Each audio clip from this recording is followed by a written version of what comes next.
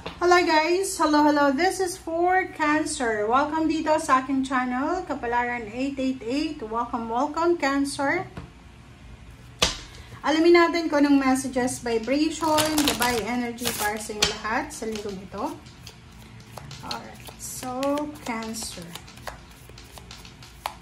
Please connect your intuition sa bawat barahan na lumalabas dito, Cancer. Okay, it's number 28, principal card, shows a man, tried and true. Wow. Okay. So, nakikita ko sir dito, isang honest gentleman, isang trustworthy na lalaki, Cancer. Ang posibleng makakasalamuha mo, makakausap mo sa linggong ito. And maybe this man and woman, mature woman. So, nakikita ko sir dito, isang binata, siguro, matandang binata. Matandang dalaga. So, like for example, kung ikaw ay lalaki or babae, sinasabi ng baraso niya dito na unexpected, there's an encounter, diba? Like unexpected love life ang pwedeng magsimula. Hindi natin alam kasi diba, wala naman tayong control sa mundo.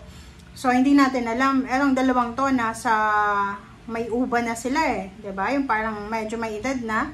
Pero, hindi natin alam kung paano nagkamabutihan, parang ganyan. So, possible na sa linggong ito, merong relationship na magsimula sa dalawang yan. Parang silang may edad na.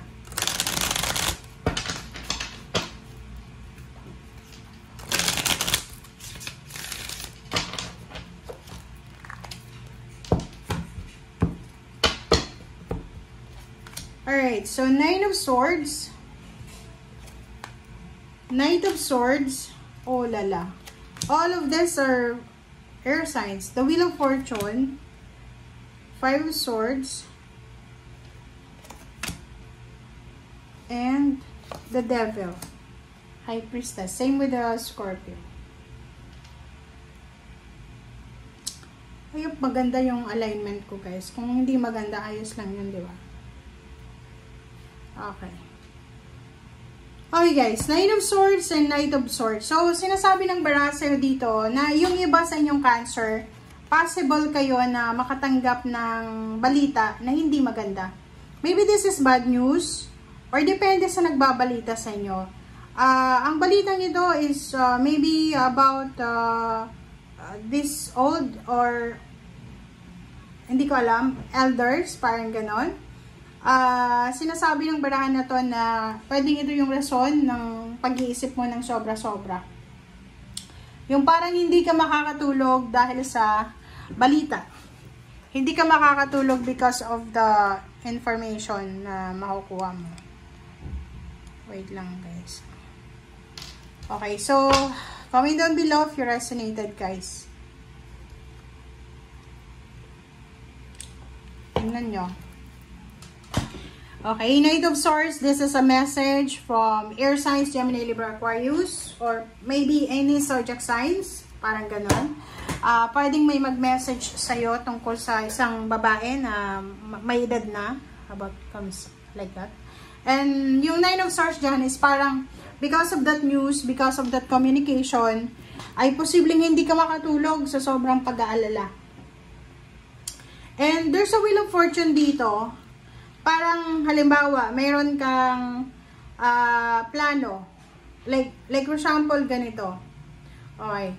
Example lang to ha. Hindi ko sinasabi na ito yung mangyayari. Ang example natin dito guys ay, halimbawa, may pagkakataon ka na, nasa Wheel of Fortune ka na sa linggong ito, may pagkakataon ka na, nakapag-sign ka na ng contract, papuntang ibang bansa, may visa ka na, may flight date ka na, and diba, parang halimbawa, yung in-laws mo, biglang may namatayan sila. Or family, parang ganon. So, sinasabi ng barahan na pwedeng temptation ito. Pwedeng temptation ito na maguguluhan ka. Aalis ka ba? Or mag-stay ka? Kasi the devil to Kasi parang sinasabi na may pagkakataon ka na, Cancer, na mabago yung takbo ng buhay mo. May pagkakataon ka na para maayos yung takbo ng buhay mo, ma-resolve yung mga utang mo, ma-resolve yung mga negative issues. But the problem, there's a devil here, na parang sinasabi na kukontrol niya kung ano yung good things na dumarating sa'yo. Hindi ko alam kung bakit ganun. And the High Priestess, sinasabi ng barahan na sa decision na ganyan, or sa pagkakataon na yan, kailangan mong makinig sa sinasabi ng iyong intuition. Makinig ka sa sinasabi ng iyong intuition kasi yan lang yung pwedeng makapagbigay sa'yo ng tamang kasagutan. Okay?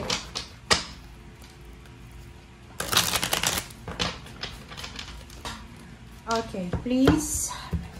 Let's confirm, guys. Okay, 9 of Swords, 7 of Wands, and 2 of Pentacles. So, maybe it's all about money siya. Parang, yung bad news sa'yo is all about money. Maybe kailangan mo ng pera, or maybe, ano bang tawag dyan? May utang ka siguro, na dito, may utang ka sa kanya, or dito, na kailangan mo magbayad, parang ganon. Reverse na, 4 of, wow. Alam mo itong barahang to, nakikita ko siya dito na masyado kang nag-aalala. Masyado kang worried, masyado kang, yung parang ano, helpless and hopeless, parang ganon. Isang desisyon ang gagawin mo, okay? Isang desisyon ang gagawin mo, Cancer. And ang desisyon na yan is, yun, parang sinasabi ng baraha na paalis ka. Parang ganun. So, gagawin mo kung ano yung pinakauna mong plano. Kailangan mong mag-travel para sa pamilya, para hanapin kung ano yung magbibigay solusyon sa problema mo, justice. Wow. So, nakikita ko sa dito yung contract signing sa linggong ito. There's a karma. There's a good karma.